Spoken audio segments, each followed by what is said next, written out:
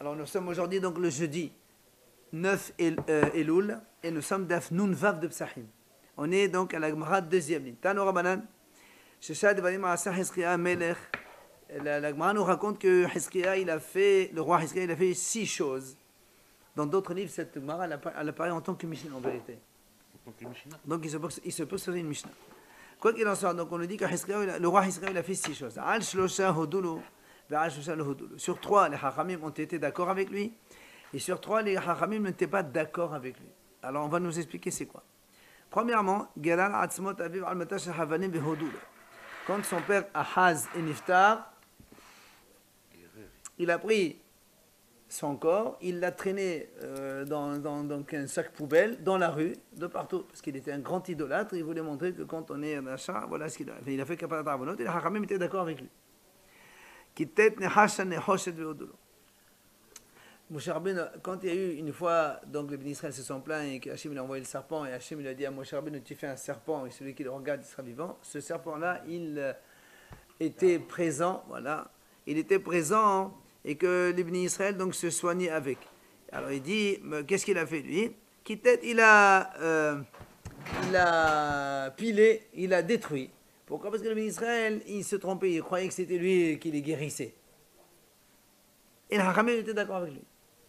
Enfin, Ganaz Sevadefo, il a aussi caché le livre des remèdes. Et les Hachamim ont été d'accord avec lui parce que les gens ne prient. Au lieu de prier, pourquoi je prie Hachem? Allez, tu prends le médicament et c'est bon. Il avait été créé à quoi? Pourquoi à la base? À la base, ça a été créé parce que pour les gens, ils voyaient, mais à l'époque, les gens voyaient mais priaient en même temps. Alors que ceux-là, ils font plus de prières.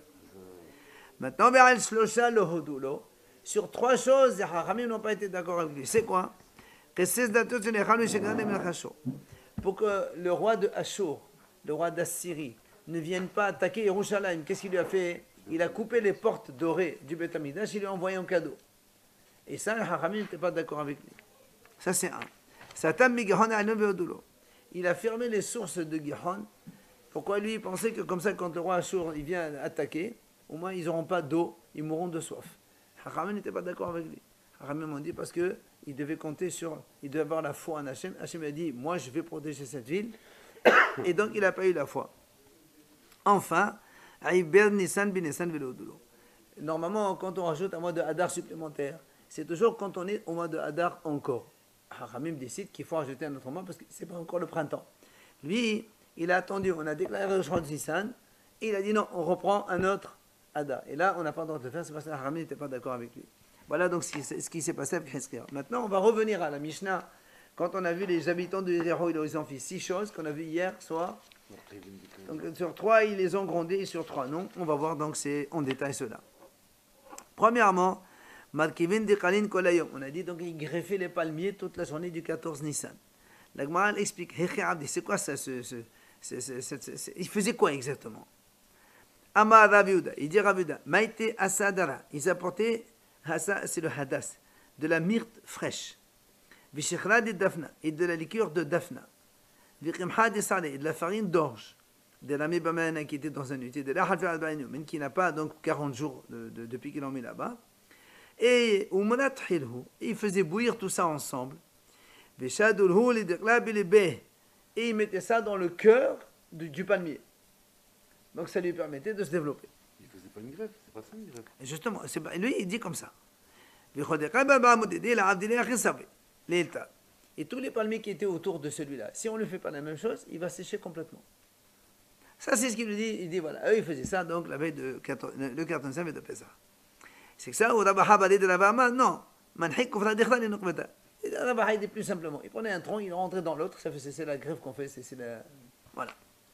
Et donc il faisait ça le 14 Nissan, et c'est pour ça donc on dit sur ça, Hachamim donc il les grondait pas. Hein, oui, sur ça il les grondait pas le Hachamim. Deuxième chose, c'est ça, il les grondait pas. Vechotchin Shema. Alors c'est quoi Kotchin Shema? On a dit hier, on va expliquer ce que c'est sur la Gemara. Amar Rabbi Yehuda, Omrim Shema Israël Hashem Elohim Hashem Echad V'lo Yom Mafsikin. C'est-à-dire quand ils disent le pasuk Shema Israël, immédiatement ils disent Ahavta, ils ne font pas un petit arrêt entre les deux. Parce qu'il y a quand même une différence entre le pasuk de Shema et Ahavta. Pour gagner une seconde. Voilà. Bah, quand même. C'est pas pour vous. Alors le attends, c'est pas attends, pour le attends, patron alors. attends. Rava Amar, donc ça c'est une version. Il y a une autre version qui dit, non, ça on la verra plus tard, voilà. Qu'est-ce qu'elle dit cette version, Rabbi? Elle dit Voilà, peut-être- Rava Amar, Oui, mais Mafsiqin Hayu. Rava dit non, c'est pas ça le Kochin Shema. Il s'interrompait, il faisait le passo, il s'arrêtait, après il faisait Ve'alta. Et là, c'est quoi le problème? Comme le ta'am, c'était quoi de Korhin Shema? On ne sait pas ce que c'est, on explique ce que c'est Kochin Shema. Ah, d'accord, pardon. إلا شيء أمرهم هيوم على لبابها دي مش مع يوم على لبابها وأنا محاضر على لبابها quand ils disent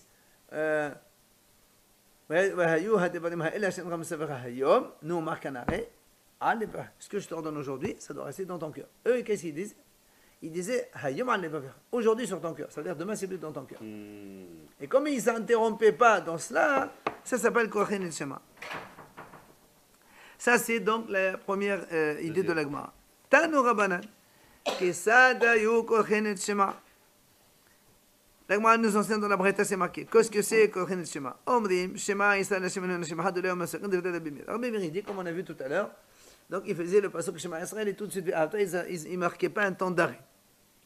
Rabbi Yehuda Omer, Mafsikin Hayu, Ella, Shelo Hayu, Omrim Baruch, Shem, Kevod, Malchoto, Leolam Haïd. Rabbi Yehuda dit non.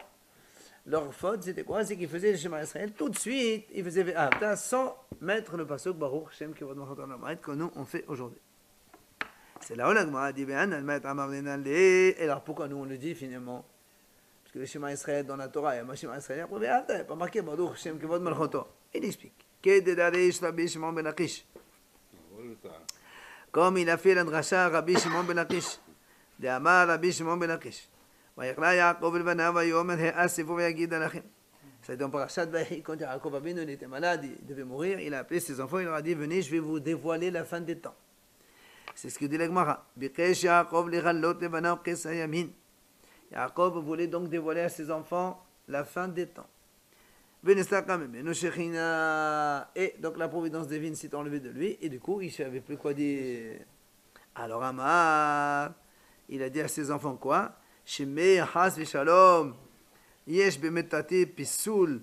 Ah, peut-être que parmi mes enfants, il y en a un qui est non valable, qui est Abraham, chez Assam, Memenu Ishmael, va Avisar, chez Esav. Peut-être comme Abraham, qui a eu Ishmael, ou comme Ishaq, qui a eu Esav. Peut-être que moi aussi, j'ai un parmi mes enfants qui est comme ça mauvais. Amrolo Banav, c'est là où ses enfants lui ont dit tous, Shema Israël, Hashem Elohenu, Hashem Echad. Ils lui ont dit donc ce pasuk. Et ils lui ont expliqué de la même façon que toi, tu n'as qu'un seul Dieu, nous aussi on n'a qu'un seul Dieu. Il n'y a qu'un seul Dieu. À ce moment-là, quand Yaakov il a entendu ça, il était satisfait. C'est Yaakov qui a dit ce pasuk-là. Et alors Amri Rabbanan, c'est là où les Hachamim ont dit comment on fait maintenant? Est-ce qu'on va dire nous le pasuk Baruch ou pas? Alors, Nomruhu, si on le dit, oui, le Amaru Moshe Rabbeinu, il n'y a pas marqué dans la Torah, on ne peut pas la rentrer. Le Nomruhu, si on ne le dit pas, Amaru Yaakov, Yaakov Avinu il a dit. Alors qu'est-ce qu'on fait? C'est là où les Hachamim ont dit, maintenant on le dit à voix basse. Tout simplement. D'accord? L'histoire de Baruch Shem comme dans la c'est facile. Grâce à Yaakov qu'on le Oui, dit alors. absolument. Parce qu'on dit on est comme des malachim. Amar Rabbi Ishaq. Il a dit Rabbi Ishaq. Amre deve Rabbi Ami. Dans la yeshiva de Rabbi Ami, on a enseigné à propos de cela. Mashal, levat melech sheheriha sekek dira. Il dit une princesse, elle a senti sekek dira, c'est-à-dire donc ce qu'il y a au fond de la casserole quand on fait mijoter, un petit peu des trucs un peu brûlés en bas, vous savez, ce qui est ici, dans la casserole en bas. Et elle a envie. Maintenant, im tomar yishlagnai. Si elle dit je veux ça, aïb, princesse, tu manges ce genre de choses. Maintenant, l'autre tomar dit ça. Si elle dit rien, elle n'est pas contente, elle va manger. Oh, elle a envie. Comment on fait? Alors il dit, hithilu abadeh le'avi b'hashay, le'avi lah b'hashay. Alors ses serviteurs, en cachette, ils ont mis, allez, tiens, tu manges en cachette, tu dis à personne. C'est un peu la même image qu'on donne. Pour le Baruch Shem Kevod. Ouais. Amar Rabbi Abahu. كلوا لبن. התקינו, non, אמר רבי אבאו, התקינו שיהיו אומרים אותו בקול רם מפני תרעומת המינין. Il dit à Abaou, on a institué de dire ce pasuk maintenant à voix haute à cause de Taraomat Aminin. C'est-à-dire que les non-croyants, ils peuvent dire, tiens, mais qu'est-ce qu'ils sont ceux-là? Ils sont en train de rajouter des choses en cachette. Alors on a dit, on le fait à voix haute, comme ça on sait tous qu'on est... Enfin, on dit les psukim qu'on les savent.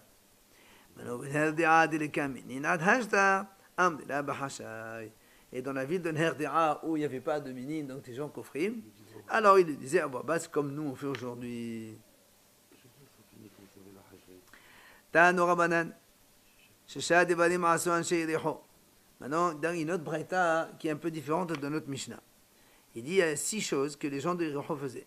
Shelosha Belson Hachamim, 3 avec l'accord des Hachamim, ou Shlosha Shelo Belson Hachamim, et 3 contre la volonté des Hachamim.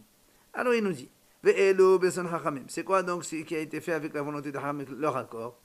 Madkivim Dekalim Kolayom, comme on a dit nous, donc on greffait les palmiers toute la journée du 14 Nissan, ça c'est la même chose que nous. Vechochenit Shema 2, donc il faisait le Shema juste après. Maintenant, Vechosrin Lefne HaOmer. Il moissonnait le récolte avant le Homer. Rappelez-vous, on avait dit que le Homer c'est le 16 Nissan, et on n'a pas le droit normalement de entasser avant le Korban du Homer. Alors justement, c'est pour ça lui il dit Vechosrin Lefne HaOmer. Et il dit ici dans cette version-là qu'il faisait moissonner avant le Homer, et le Hachamim n'était pas d'accord. Pardon. Ça c'est Hachamim, Besson Hachamim. Les Hachamim étaient d'accord, ils n'ont rien dit. Maintenant, voilà les 3 qui faisaient contre donc l'accord des Hachamim. C'est ça. Un Godshim Lefne Homer. Comme on a dit, donc ils ont tassé. Après qu'ils moissonnaient, ils ont tassé. Alors, moissonner, on tolère, ça va. Mais quand tu mets en tas, ça tu risques de manger. Et là, c'est à soi de manger avant le Homer. C'est pour ça que le Hachamim sur ça n'était pas d'accord. ופורסין פרסות בגנותיהן ופרדסותיהן להאכיל נס לעניים בשם פרסות בשבתות וימים טובים. Il dit, ils ouvraient dans leur jardin et dans leurs champs, ils ouvraient les portes pour que, quand il y a des fruits qui tombent dans les années de famine, Shabbat et Yom Tov, les pauvres, ils peuvent venir, ils mangent.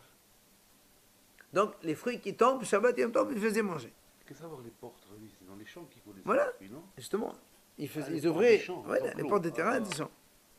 Ça, c'est la deuxième. Et la troisième, que le Hachamim n'était pas d'accord. Pourquoi il n'était pas d'accord, les Hachamim, pour les pauvres? Ben, quand ça tombe Shabbat, c'est assourd. Les fruits qui tombent Shabbat. Il y a marqué Shabbat et Yom Tov. Et après, on a dit, rappelez-vous, on avait dit que quand on plaît des choses de Hekdesh, ce qui poussait, eux, ils permettaient de le manger, et les Hachamim n'étaient pas d'accord non plus. Et là, on parle de Karoub et de Sycomore. On va voir après. Tout cela, Divrei Rabbi Meir. Ça, c'est la version de Rabbi Meir. Amal Rabbi Yehuda. Alors il dit Rabbi Yehuda. Et personne Hachamim Yosin. Il y a quoi la dame aussi? Si ils sont, comme tu as dit toi, les 3 choses qu'ils faisaient avec l'accord des Hachamim, pourquoi seulement les gens de l'Héroïne? Tout le monde peut faire ça. Et là, Elo, Shelo Personne Hachamim Yosin. Et là, tu es obligé de dire qu'en fait les 6 choses, il faisait contre l'accord des Hachamim. Seulement. Sur 3, les Hachamim les ont grondés, donc ils les ont criés, et sur 3, ils ne les ont pas criés. Tu es d'accord si tu ne leur cries pas? Non, on peut ne pas être d'accord, mais on dit, c'est bon, ça ne vaut pas la peine de les crier. Voilà, donc dans les 3 cas où ils n'ont pas crié, qu'on a dit, on greffait les palmiers. Donc selon les versions, qu'est-ce qu'on faisait avec le schéma? Ou bien on ne s'arrêtait pas, ou bien on faisait pas Baruch. Et ils moissonnaient, ils entassaient avant leur Homer, et ça, ils ne les ont pas grondés. Par contre, et quand dans quel cas les Hachamim les ont criés, c'est quand ils permettaient donc ce qui poussait des choses herdesh. Et la deuxième, et quand ils ouvraient la porte de leur champ, de leur terrain pour permettre aux pauvres de venir manger les fruits qui tombaient Shabbat. Ça, les Hachamim n'étaient pas d'accord. Et enfin, le troisième, Notnit pe alayara ou mehobi adam Hachamim. Il faisait un coin pour les légumes, comme on a expliqué hier, et les Hachamim n'étaient pas d'accord. Parce que dans les légumes, il n'y a pas de coin. Et si les pauvres ils viennent prendre ça en tant que quoi, PA, si les pauvres ils viennent prendre cela, en général, les coins, il est dispensé de maaser. Voilà, si tu le fais, donc ça sert à rien. C'est comme si tu n'as rien fait, donc tu ne devrais pas prélever. Je répète, je t'explique. Non, tu n'as pas compris. Je t'explique. Les légumes, Il y a un champ. Normalement, on fait un coin quand on a de la récolte. Le coin, alors moi, surtout, mon champ, je dois faire maaser, tout ce qu'il faut. Le coin, c'est pour les pauvres. Les pauvres, ils mangent sans prélèvement. C'est de droit. Bien. Maintenant, tu as un champ de légumes. OK? Normalement, il ne faut pas laisser un coin. Très bien. Donc, tout le champ, il faut que je fasse maaser. Maintenant, il y a 10 carottes et 100 carottes ici. Il faut que je donne 10 carottes maaser et tromba. Ils viennent, les pauvres, ils me prennent 100 carottes, ils les mangent. Donc, ils ont mangé sans prélever. C'est ça le problème. Voilà. Alors, c'est là où l'Agma a posé une question. Mais ça va, comment tu dis qu'il moissonnait sans l'accord des Chachamim? Voilà, Vihatnan. Voilà, dans la Mishnah, nous, on a vu.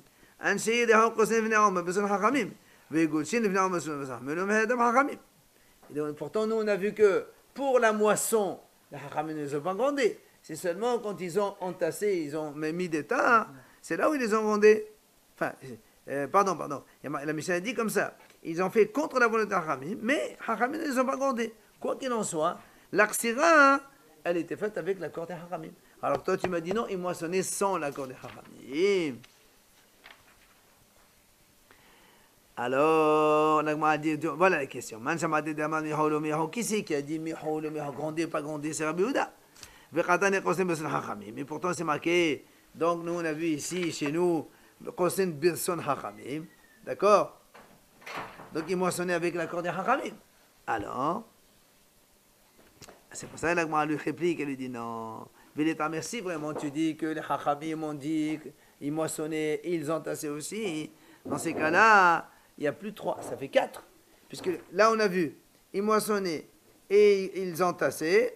Et après, on a vu les grèves, les plantes et le schéma. Ça en fait 4, ça fait plus 3. Donc tu vois bien qu'il y a un problème. Pourquoi on avait dit Hello, ils n'étaient pas d'accord. Donc c'est réglé alors. Où c'est réglé? Je crois que les Hachamim n'étaient pas d'accord pour les 6 trucs. Non, justement, on a dit ils n'étaient pas d'accord. Mais ils ont grondé ou pas grondé. Voilà. Maintenant, nous, on a dit ici, dans la Mishnah, c'est marqué Kosrin Birson Hachamim. Ils moissonnaient avec l'accord des Hachamim. Et comment tu peux dire ça alors que nous, on a vu en haut ils Kosrin Shelo Birson Hachamim? Ils leur disaient rien. Mais ça va rien. C'est différent quand tu fais contre la des Hachamim ou pas quand même. Et là, l'Agma lui dit, tu fais quoi? Samim Kank Sera. Tu enlèves le mot Sera de là-bas. C'est-à-dire, ils ne moissonnaient pas avec l'accord des Hachamim. C'est pas vrai. Donc les Hachamim n'étaient pas d'accord. Ils ne les grondaient pas, mais ce n'était pas avec leur accord.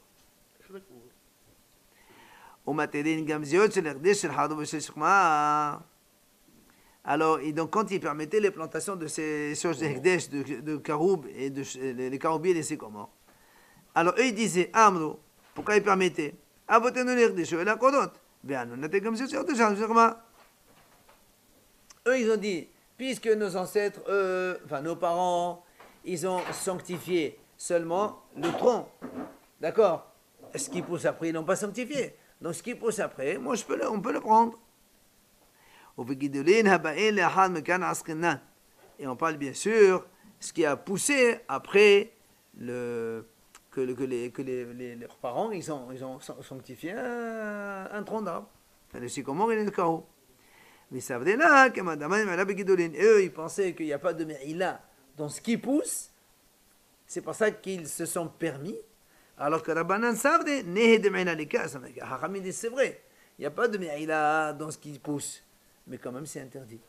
C'est pour ça que les Hachamim n'étaient pas d'accord. Me'ila, c'est un korban. Me'ila, c'est un korban quand on profite de quelque chose de sacré, sans l'avoir fait exprès.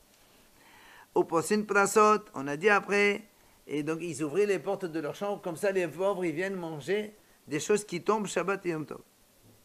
Amar Oula, il a dit Oula. Amar Abishmam Melakish. Mahloket Bishim Bedot. Il dit en fait, la mahlok ici, quand on a vu, il permettait ou il ne permettait pas, c'est dans les, comment on appelle ça, non, le régime de date. C'est quand c'est les fruits, ils sont dans les régimes de date et comment on appelle ça, et les dates, elles tombaient de là.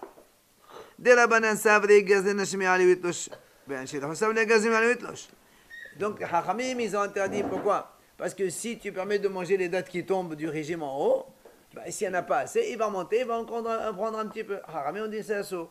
Mais les gens de Riho, eux, ils se sont permis. Pourquoi? Ils ont dit, nous, on ne fait pas de xéra. Tu as le droit de prendre ceux d'en bas, ils sont tombés, tu peux. Donc ça, c'est la mahloket entre les Hachamim et les gens de Riho. Les gens de Riho qui se sont permis et les Hachamim qui n'étaient pas d'accord. Tu peux cueillir, mais tu peux pas grimper sur l'arbre. C'est moursé quand même. Alors. Ils n'ont pas le moursé, eux. 2 secondes. C'est pas que, et on n'a pas dit qu'ils n'ont pas moursé. Hachamim ont dit, si tu lui permets de prendre ce qui est tombé par On n'a terre, pas fait de xéra pour ça. tu risques de monter et d'apprendre. Et comme tu risques, alors même ce qui est tombé par terre, tu ne manges pas. C'est ça la peur des Hachamim. Même ceux qui sont tombés, tiens pas, c'est ce qu'on fait aujourd'hui. Aujourd'hui, une pomme qui tombe le jour du Shabbat, tu n'as pas le droit de la manger. Tu as raison, mais là, qu'est-ce qu'ils ont dit là maintenant? Il y a 2 secondes, tu as dit les gens de NRD. Après, ils n'ont pas fait de xéra, donc ils peuvent se permettre de monter. Les gens disent, oh oui.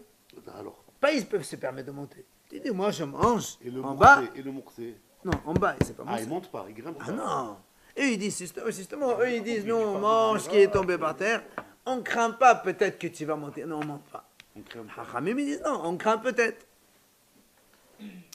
Aval, mais ce qui est autour du palmier, qui est tombé donc dans les feuilles là-bas en bas, ils disent, ça c'est tout le monde, ils disent que c'est moutard. C'est là où le rabbin m'a les rabbins, mais Hamour Sotnino. On m'a dit, attends, je ne comprends pas. Mais c'est moursé. Même si c'est tombé par terre. Comme à l'entrée du Shabbat, ils étaient accrochés au palmier. C'est moursé. On n'a pas le droit de le toucher. Ils étaient par terre aussi. Non, mais à l'entrée du Shabbat, ils n'étaient pas par terre. Peut-être. Mais non, si c'était par terre avant l'entrée de Shabbat, c'est moutard pour tout le monde. Oui, C'est mais moutard. ils les ont pas ramassés, ils les ont ramassés Shabbat. Non, on peut les ramasser Shabbat s'il est tombé Mais avant justement, Shabbat. alors pourquoi tu dis toi, ils sont tombés Shabbat? Nous, on a dit justement, on parle de ça. Nous, on te parle des fruits qui sont tombés Shabbat. Hachamim, on fait Xéra. Alors les autres, ils disent non, on ne fait pas de Xéra. Très bien, tu ne fais pas Xéra. Mais c'est quand même moursé. Ceux dans le tronc, là, dans l'écorce, pas moursé. Non, ça c'est dans les feuilles, non. Et si tu me dis, puisque les oiseaux peuvent les manger, d'accord? Alors,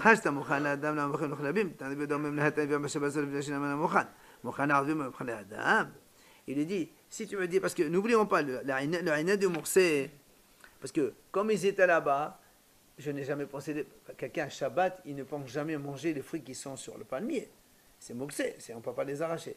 Ou bien tu vas me dire non, pourquoi? Comme il y a des oiseaux, il y a des corbeaux, là, il y a Orvin, il y a des corbeaux qui peuvent les manger. Donc moi j'ai dit, bon finalement, ils sont destinés à manger, qui les mange que le corbeau, ou moi c'est pareil. Donc déjà, il n'y a plus de problème de Moursé. Alors l'Agma pose une question, il dit comment? Si déjà nous on sait que tout ce qui est toute la nourriture qui est réservée à l'homme, elle n'est pas réservée pour les corbeaux. Maintenant tu vas me dire que ce qui est réservé aux corbeaux, il est réservé à l'homme, ça va pas ou quoi? C'est ce qu'il lui dit. Quand quelque chose elle est réservée à l'homme, tu ne peux pas la donner à manger au chien, c'est Moursé, justement. Pour comment? Il a dit comme ça, dites-nous, Rabbi Yehuda Omer. Rabbi Yehuda Omer, si quelqu'un il a une chèvre, écoutez bien, quelqu'un il a une chèvre, elle est morte Shabbat. Est-ce qu'il peut la donner à manger au chien? Rabbi Yehuda dit non, c'est assourd. Pourquoi? Parce que avant Shabbat, cette chèvre, elle était destinée pour toi, pas pour les chiens. Donc maintenant qu'elle est morte, tu ne peux pas la donner au chien. Maintenant, si elle est morte vendredi avant Shabbat, tu peux la donner au chien Shabbat, il n'y a pas de problème, parce qu'elle était déjà pour les chiens. Et quand tu peux la donner au chien Moussé Shabbat? Ça, on s'en fout, Moussé Shabbat. On parle de Shabbat. Oui.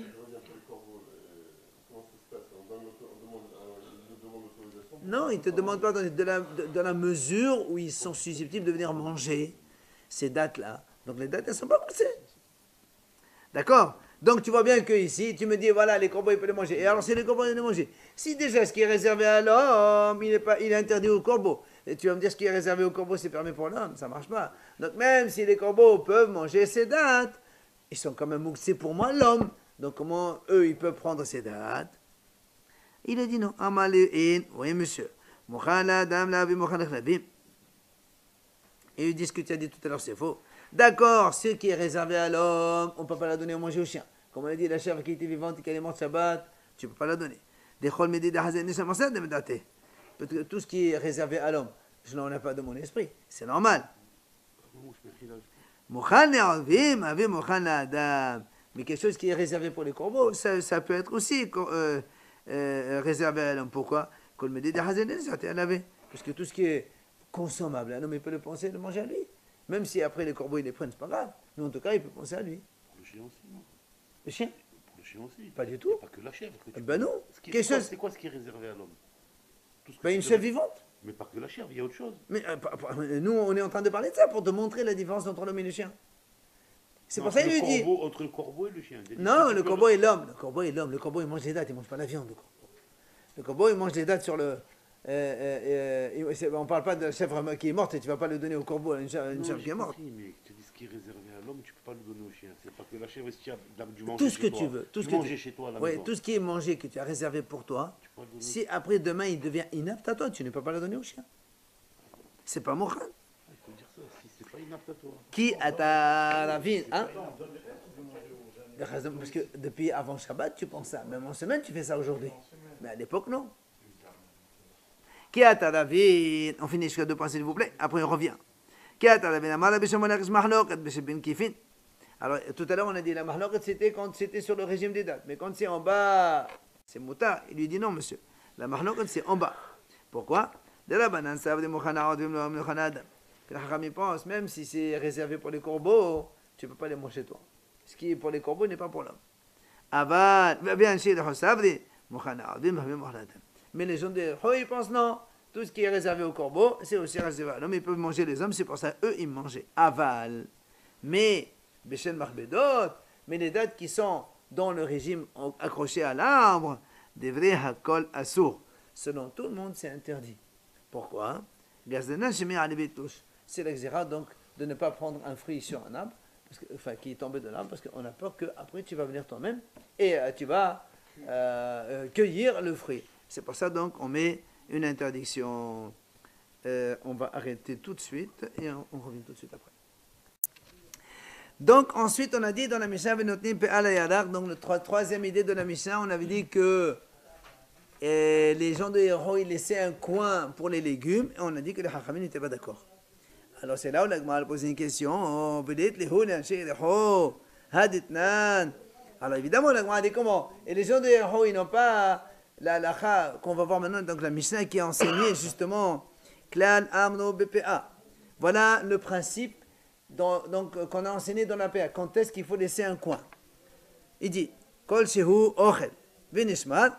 Il explique comme ça. Le principe que les Haramim ont édicté dans la Mishnah est le suivant. Tout ce qui est, donc, ochel, c'est une nourriture. C'est donc des aliments. Venishmar, ils sont gardés. Ça veut dire, on les garde. Ça se garde. Ça pousse dans la terre. Et quand on cueille tout en même temps. Mais ça se conserve. C'est-à-dire, on met dans des dépôts et on le conserve. Et alors, maintenant, la Mishnah, elle explique, c'est quoi toutes ces, chaque mois, à quoi ça correspond. Donc, quand il y a toutes ces conditions-là, il faut un coin. Mais quand il n'y a pas, non. Alors, il explique. On a dit, ça doit être un aliment consommable. C'est-à-dire, on exclut de là, ce sont des herbes qu'on fait pour de la teinture. Donc dans ce cas-là, il n'y a pas de coin. Parce qu'il faut que ce soit mangeable. Ça, c'est première condition. Venishmar. Nishmar, ça veut dire il est gardé. Frant, les hefker. C'est-à-dire quand il y a un champ hefker abandonné, on ne laisse pas de coin. Tu prends tout. Il faut que ce soit quelque chose de gardé. Deuxième. Troisièmement, Giddulo min haares. Ça doit pousser dans la terre. Qu'est-ce qu'on exclut? Frant, les chmenofriyot. Les champignons et les truffes. Ça pousse dans le sol, mais ça ne pousse pas de la terre. Très bien. Et quand on dit qu'il faut les cueillir en une seule fois, ça veut dire quoi en une seule fois? Ça exclut peut-être les énimes. C'est les figuiers. On exclut les figuiers, parce que les figuiers, on ne cueille pas toutes les figues en même temps. Les figuiers, une fois maintenant, après demain, après une semaine prochaine. Alors que pour les pommes, non monsieur. Tu prends les pommes, c'est tout en même temps. Les céréales, le blé, c'est tout en même temps. Il n'y a que les figues. Donc, quand tu as un champ de figuier, il n'y a pas de PA, parce que ça ne se cueille pas tout en même temps. Enfin, on marnisso les qiyum, et ça doit être quelque chose on conserve, qu'on met dans les dépôts, ça se conserve. Et le Hachamim me dit, prat liyarak, à l'exclusion des légumes. Les légumes, ça se conserve pas. Tu mets un jour, 2 jours, après tu manges pas. Il est figé, les légumes. Donc tu vois bien que quoi? Que dans le principe que la Mishnah a annoncé, les légumes, il n'y a pas de coin. Alors comment les gens des héros, ils faisaient un coin pour les légumes? Excuse-moi, une pomme et une tomate, ça se conserve en même temps. Hein. Pardon? Une pomme. Ça se pourrit aussi. Tu mets une pomme une semaine dehors, elle reste. Tu mets une tomate une semaine dehors, 2-3 jours après, c'est terminé. La tomate, elle meurt. Une tomate, elle tient pas une semaine. Oui, jamais de la vie. Une carotte, elle tient pas une semaine. Non, pas au frigo. Frigo, ça peut rester un an. Une carotte, elle tient pas une semaine, une carotte. Amar Ravi. Donc ça, c'est la question. Comment ça se fait que les gens de ils permettaient de laisser un coin dans les légumes alors que c'est contre la Mishnah? La Mishnah, on avait les principes comme quoi il ne faut pas. Amar Rav Yehuda Amar Rav. Il vient Rav Yehuda au nom de Rav, il répond. Hacha berachel liftot askenan. Il dit en fait, on parle ici, rachel liftot, ce sont des feuilles de l'effet. Je crois que c'est les navets, mais apparemment, c'est pas ça. Feuille de vigne. Ouais. Il dit, je ne crois pas que ce soit. Ça doit être un légume. Il dit seulement, qu'est-ce qu'il a de particularité celui-là? En fait, les feuilles eux-mêmes ne se conservent pas. Mais si on les laisse avec leurs racines, ça se conserve. C'est pour ça qu'il dit,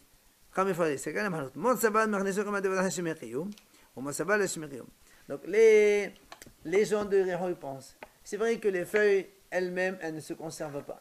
Mais si tu les laisses avec leurs racines et ça se conserve, alors on dit que le légume se conserve. Donc il faut le coin. Hachamim disent non.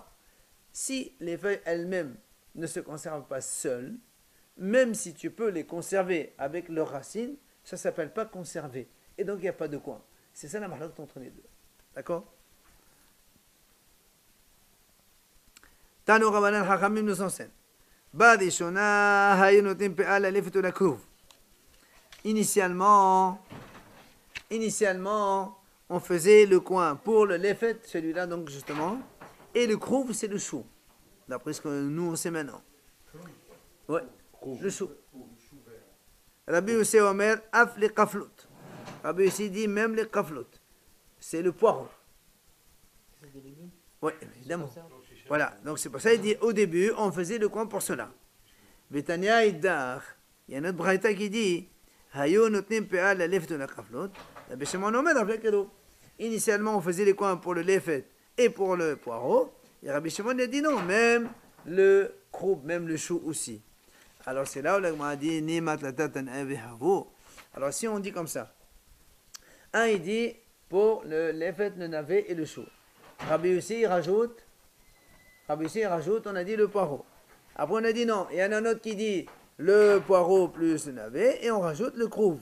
Donc ça veut dire qu'il y a ici 1, 2, 3 avis différents. Il y a le Tanakama, l'Otana et Rabbi Yossi et Rabbi Shimon qui sont identiques. Donc est-ce qu'on a ici 3 Tanaïm différents? C'est là que Mara répond, dit non. Ce très Tana Vehavu, le Tanakama de Rabbi Shimon et Rabbi Yossi, le Tanakama de Rabbi Yossi et Rabbi Shimon. Il dit en fait, le Tanakama de Rabbi Yossi, celui qui a dit le lefet et le chou, c'est celui-là même Rabbi Shimon. Et alors, c'est pour ça, et le Tanakama de Rabbi Shimon, c'est Rabbi Yossi. En fait, c'est 2 Tanaïm qui sont holkim. Soit Rabbi Shimon contre Rabbi Yossi, soit Rabbi Yossi contre Rabbi Shimon. Il n'y en a que 2. Et quand on dit Af, c'est sur la première. Quand on la première, on a dit Pe'al la lefet ou la krouv. Alors il dit rajoute Af les kaflot. Et en fait,